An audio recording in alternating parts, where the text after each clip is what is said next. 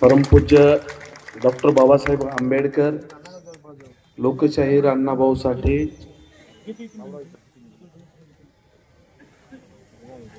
संत शिवलाल महाराज, भगवान बिरसा मुंडा, महाराष्ट्रातील सर्व संत महंतांना नतमस्तक होतो. आमचे दैवत स्वर्गीय बाळासाहेब ठाकरे यांना सुद्धा नतमस्तक होतो. त्याचबरोबर आजच्या कार्यक्रमाचे अध्यक्ष, हिंगोली लोकसभेचे माजी खासदार व आत्ताचे आमदार, ज्यांच्याकडं महाराष्ट्र राज्याचे माजी मुख्यमंत्री एकनाथरावजी शिंदे साहेब यांनी वसमत येथे 65 एकर जमिनीवर हरिद्रा संशोधन केंद्र, जे भारतातलं पहिलं केंद्र आहे, त्याची जबाबदारी कॅबिनेट मंत्री पदाचा दर्जा देऊन सोपविली असे आमचे हेमंत भाऊ पाटील. त्याचबरोबर आज ज्यांचा आपण जन्मदिवस हदगाव नगरीमध्ये उत्साहात साजरा करीत आहोत, ते आमचे नेते, ह्या विभागाचं 15 वर्ष आमदार म्हणून नेतृत्व केलं, त्याचबरोबर 5 वर्ष हिंगोली लोकसभेचे खासदार म्हणून नेतृत्व केलं, असे सुभाषरावजी वानखेडे साहेब.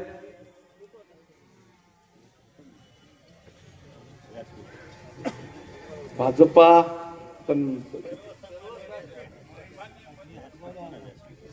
शिवसेना, राष्ट्रवादी, महायुतीचे सर्व पदाधिकारी, सर्व जिल्हा प्रमुख,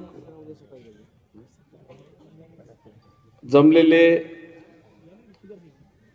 हदगाव आणि हिमायतनगर, उमरखेड, नांदेडहून आलेली सर्व कार्यकर्ते मंडळी, आमच्या लाडक्या बहिणी आणि बंधू आणि भगिनींनो, खर तर कालच्या विधानसभेमध्ये अनिल पाटील साहेबांनी शिवसेनेमध्ये प्रवेश केला आणि त्यांनाच हे सुचलं, पाटील साहेब आम्हाला काही सुचत नव्हतं, हे सत्कार मित्कार आम्ही काही, हा अनुभव आहे त्यांना, आम्ही सत्कार मित्कार काही नाही, गावात जायचं, हार आणला तरी चालेल, नाही आणला तरी चालेल. परंतु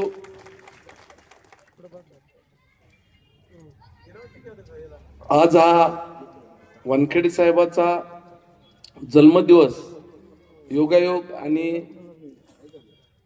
हा नागरी सत्कार सोहळा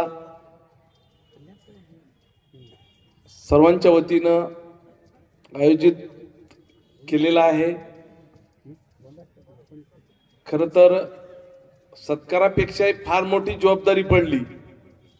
आता हेमंत भाऊ 5 वर्ष आमदार होते दक्षिणचे, पुन्हा खासदार झाले हिंगोलीचे, परत आता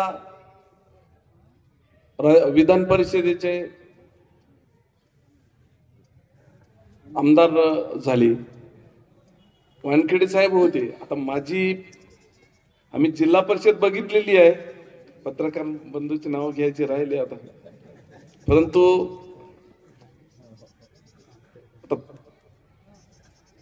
तलाट्यापासून तहसीलदार झालो, त्याच्यामुळं मला फार काय शिकायची गरज नाही, सगळे काचकळगे माहीतच आहेत.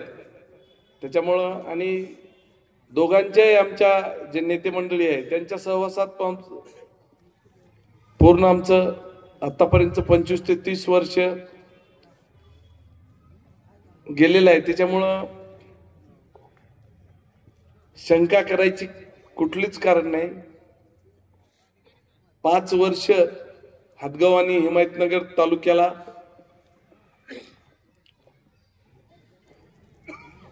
एक चांगल्या प्रकारचं लोकांचे ज्या काही समस्या आहेत ते सोडवण्यासाठी आम्ही कटिबद्ध आहोत. हेमंत भाऊच्या माध्यमातून महाराष्ट्र राज्याचे मुख्यमंत्री एकनाथरावजी शिंदे साहेब व तत्कालीन जलसंपदा मंत्री देवेंद्र फडणवीस साहेब आणि अजितदादा अर्थमंत्री यांच्या माध्यमातून हेमंत भाऊंनी आज आपला पेनगंगाचा प्रोजेक्ट जे की 30 ते 35 वर्षाची मागणी होती ते पूर्णच्या पूर्ण निकाली लागलेला आहे। आज ज्यावेळेस हे 4 स्ट्रक्चर होतील उभे त्यावेळेस हा भाग सुजलम सुफलम होईल। त्याचबरोबर इथं बाजूलाच वसंत कारखाना बंद पडलेला होता ते सुद्धा 1-1.5 वर्षापूर्वी भाडे तत्वावर घेऊन 15 वर्षाच्या लीजवर बंद पडलेला कारखाना सुद्धा चालू करण्याचा प्रयत्न केला। कारखाना थोडा साथ देत नाही, मशिनरी खूप जुनी आहे, खूप त्याचे पार्ट बदलण्याचे प्रयोजन चालू आहे, परंतु काही टेक्निकल अडचणी असतात त्याच्यामुळे थोडासा व्यत्यय यायला, परंतु हा सुद्धा प्रॉब्लेम दूर होऊन शेतकऱ्याला चांगला भाव व जास्तीत जास्त ऊसाचं जे की बाजूचे कारखाने आहेत त्याच्या बरोबरीने 5 लाखापर्यंत गाळप सुद्धा केले जाईल। त्याचबरोबर या नगर परिषदेमध्ये मी आवर्जून उल्लेख करतो, हेमंत भाऊच्याच पत्रावर वसमत, हदगाव आणि नगरपंचायत हिमायतनगर 3 नावं आम्ही टाकून एकनाथरावजी शिंदे साहेब यांचं एंडोर्समेंट घेऊन पाठपुराव्यासाठी इथल्या जे डेव्हलपमेंट आहे त्याच्यासाठी सुरुवात केली होती, परंतु इथली जी व्यवस्था आहे, इथले जे लोकप्रतिनिधी होते, आज वसमतचं आमच्या पत्रावरच पूर्ण काम संपून गेलं, परंतु इथं आम्हाला मंजुरी इथल्या नाव घेऊ इच्छित नाही, पण तो लोकप्रतिनिधीनं होऊ दिलं नाही। ही मनामध्ये खंत आहे। हिमायतनगरची तीच परिस्थिती आहे। तर येणाऱ्या काळामध्ये हेमंतभाऊ पाटील असतील, वानखेडे साहेब असतील आणि योगायोगानं नगर विकास खातं सुद्धा एकनाथ शिंदे साहेबांकडेच आहे, त्याच्यामुळं जास्तीत जास्त ह्या दोन्ही नगरपंचायत हिमायतनगर आणि नगर परिषद हदगाव याच्यासाठी प्रत्येक ठिकाणी 500 कोटी रुपये आणण्याचं आमचं प्रोव्हिजन आहे। लवकरच ते सुद्धा आम्ही मार्गी लावू। इथला अंडरग्राउंड ड्रेनेजचा विषय असेल, रस्त्याचा विषय आहे, आज वाटेगाव, त्याच्यानंतर बनचिंचोली, त्याच्यानंतर गोरलेगाव असा रस्त्याहून असा बायपास, हे ऊसाचे जे आज ट्रॅक्टर येतात हेमंत भाऊच्या माध्यमातून आज आपण इथं 55 कोटी रुपयाचा पूल वाटेगावचा मंजूर करून घेतला, वाटेगाव कारखेड, परंतु ते पुलाचं एकच काम चालू झालं नाही। कृपया वाटेगावची कोणी मंडळी असेल तर सगळ्यांचा मावेजा तुम्हाला मिळून जाईल। मावेजा कधीच राहत नसते।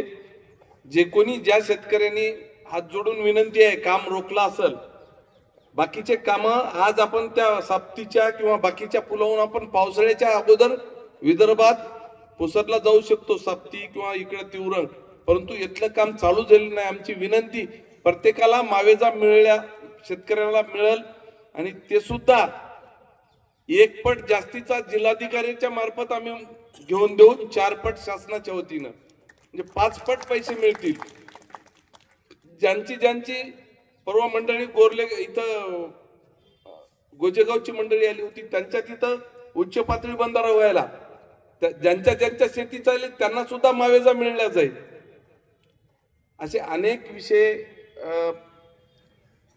कोणाच्या मनात काही शंका असली तर सगळ्यांना मावेजा मिळायला जाईल. इथं योगायोगाने हेमंत भाऊ आहेत, वानखेडे साहेब आहेत आणि मी सुद्धा आपल्याला शब्द देतो. त्याच्यानंतर महत्वाचा हेमंत भाऊ, इथं कोलेमामा आहेत, त्यांच्या बाजूलाच केदारनाथचं धरण आहे.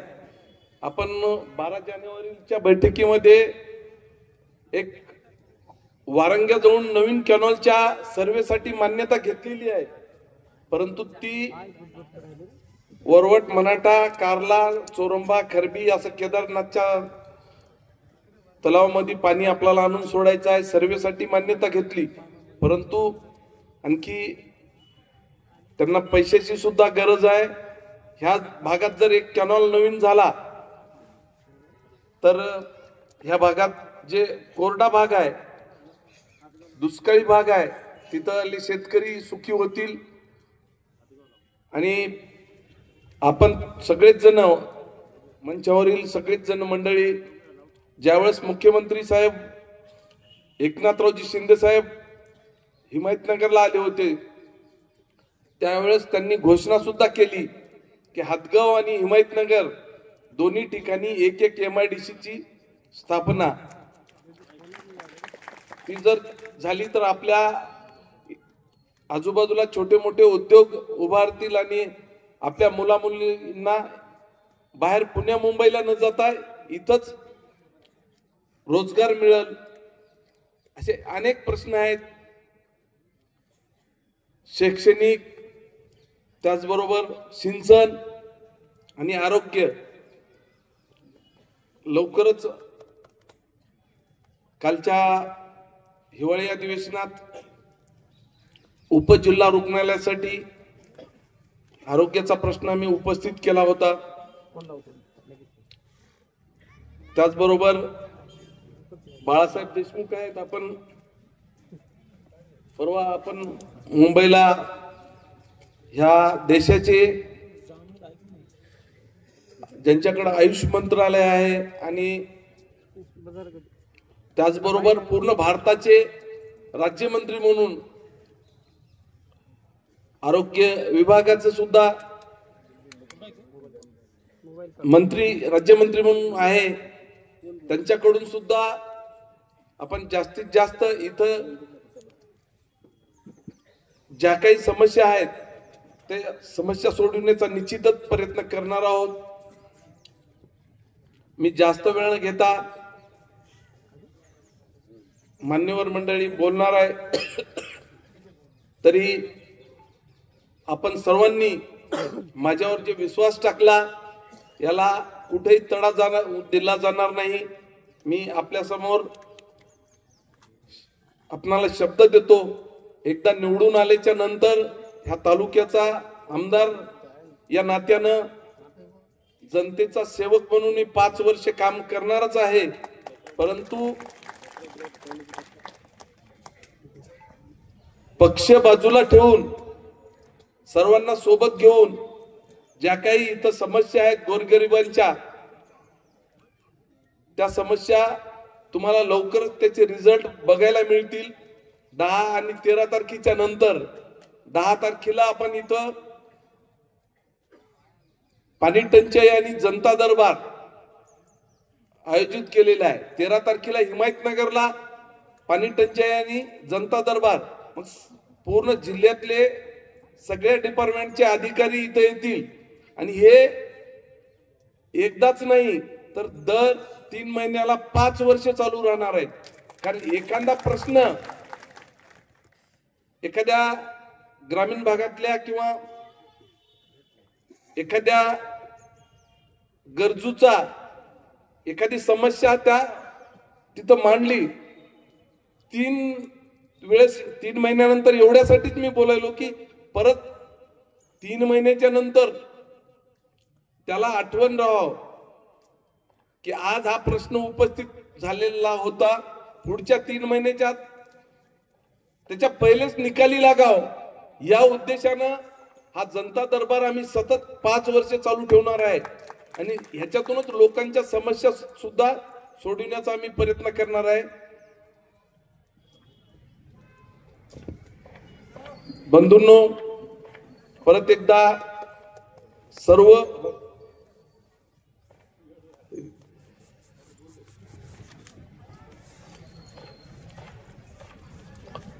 हेमंत भाऊ पाटील यांच्या माध्यमातून आपल्या वसमतच्या तिथं ड्रायपोर्टचे प्रयत्न चालू आहेत। अतिशय शेतकऱ्यासाठी गडकरी साहेबांच्या माध्यमातून 200 ते 250 एकरवर, आणि हे जर झालं तर आपल्याला भाजीपाला किंवा ज्या काही फळं असतील ते नांदेड किंवा तिकडे नागपूर किंवा पुण्या मुंबईला आपण नेऊ शकत नाही, पण इथं ड्रायपोर्ट जर उभारलं तर आपण ते सुद्धा शेतकऱ्यासाठी चांगले दिवस येणार आहेत। ज्या काही वचननाम्यामध्ये गोष्टी होत्या त्या महाराष्ट्र राज्याचे मुख्यमंत्री देवेंद्र फडणवीस साहेब यांनी राज्यपाल महोदयाच्या अभिभाषणाच्या वर चर्चा करताना शेतकऱ्याची संपूर्ण कर्जमाफीची सभागृहात सुद्धा सांगितलं की शेतकऱ्याची संपूर्ण कर्जमाफी काही दिवसातच केल्या जाईल। महिलांचे जे 1500 रुपये मानधन होतं लाडक्या बहिणीचं, त्याच्यामध्ये सुद्धा 600 रुपयाची वाढ करून 2100 रुपये देण्याचं सभागृहामध्ये सांगितलं। त्याच्यामुळं कुणी शंका किंवा करायचं कारण नाही।